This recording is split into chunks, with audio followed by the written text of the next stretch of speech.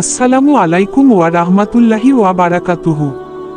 সম্পূর্ণ গল্পটা মনোযোগ দিয়ে শুনেন, অনেক উপকার হবে ইনশাআল্লাহ। খায়বর যুদ্ধে জয়ের পর হুজুর সাল্লাল্লাহু আলাইহি ওয়াসাল্লাম ফিরে আসছিলেন। পথে তার খেদমতে এক গাধা উপস্থিত হয়ে আরো করতে লাগল, হুজুর, আমার আবেদনটি মেহেরবানি করে শুনে যান।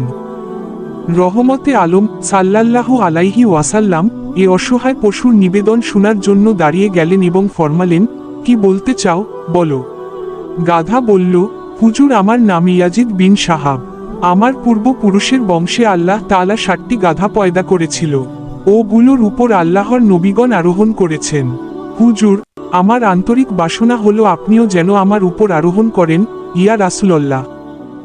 আমি এই কথা বলার হকদারও বটে, কেননা আমার বংশের মধ্যে এখন আমি ছাড়া আর কেউ নেই এবং আল্লাহর রসুলের মধ্যেও এখন আপনি ছাড়া আর কেউ নেই। হুজুর গাধার এই মনোবাসনা শুনে ফরমালেন, ঠিক আছে, আমি তোমাকে আমার বাহন হিসেবে গ্রহণ করলাম এবং তোমার নামের পরিবর্তন করে ইয়াফুর রাখলাম। সবক: একটি গাধাও হুজুর সাল্লাল্লাহু আলাইহি ওয়াসাল্লাম এর খতমে নবুয়াতের কথা স্বীকার করে, কিন্তু মানুষ হয়ে যে খতমে নবুয়াত স্বীকার করে না, সে গাধা থেকেও অধম। তথ্যসূত্র: হাজরাতুল্লাহে আলাল আলামিন 460 পৃষ্ঠা। ইসলামের বাস্তব কাহিনী প্রথম খণ্ড। দ্বিতীয় ঘটনা: হিজরতের আগে বায়তুল্লাহ শরীফের চাবি মক্কার কুরাইশ গোত্রের অধীনে ছিল। উসমান বিন তালহার কাছে এ চাবি থাকত। সোমবার ও বৃহস্পতিবার বায়তুল্লাহ শরীফ খোলা রাখত। একদিন হুজুর সাল্লাল্লাহু আলাইহি ওয়াসাল্লাম এসে উসমান বিন তালহাকে দরজা খোলার জন্য বললেন, কিন্তু সে দরজা খুলতে অস্বীকার করল। হুজুর ফরমালেন, হে উসমান, আজ তো তুমি দরজা খুলতে অস্বীকার করছো, এমন এক দিন আসবে তখন বায়তুল্লাহ শরীফের চাবি আমার কবজায় হবে, তখন আমি যাকে ইচ্ছে এই চাবি প্রদান করব। উসমান বলল, সেই দিন কি কুরাইশ বংশের অস্তিত্ব থাকবে না? দেখা যাবে।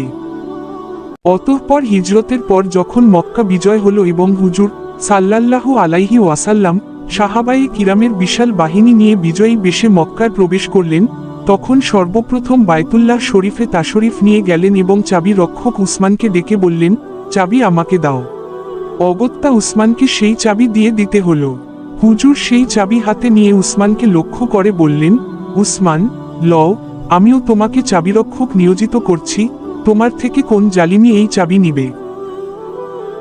উসমান যখন পুনরায় চাবি গ্রহণ করল তখন হুজুর সাল্লাল্লাহু আলাইহি ওয়াসাল্লাম ফরমালেন, হে উসমান, তোমার কি সেদিনের কথা স্মরণ আছে যখন আমি তোমার থেকে চাবি চেয়েছিলাম এবং তুমি দরজা খুলতে অস্বীকার করেছিলে এবং আমি বলেছিলাম এমন একদিন আসবে তখন এই চাবি আমার কবজায় হবে এবং আমি যাকে ইচ্ছে তাকে দিতে পারব?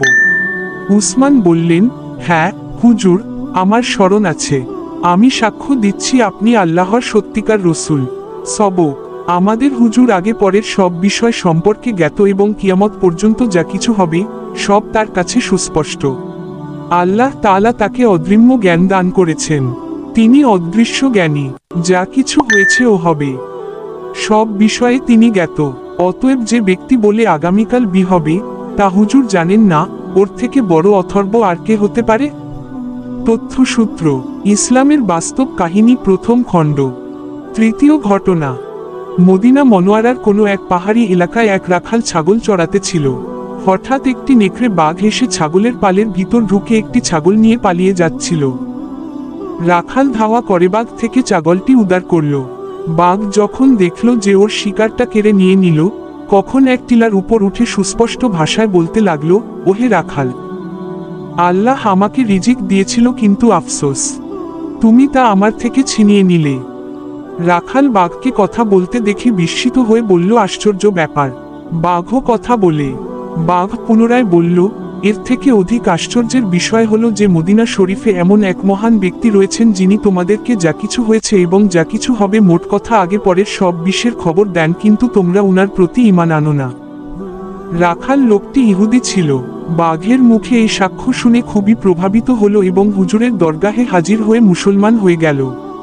সবক: একটি পশুও জানে ও মানে যে হুজুর সাল্লাল্লাহু আলাইহি ওয়াসাল্লাম বিগত ও ভবিষ্যতের বিষয়ে জানেন, কিন্তু মানুষ নামধারী এমন জানোয়ারও আছে যে হুজুরের বেলায় দেয়ালের পিছনের জ্ঞান স্বীকার করে না।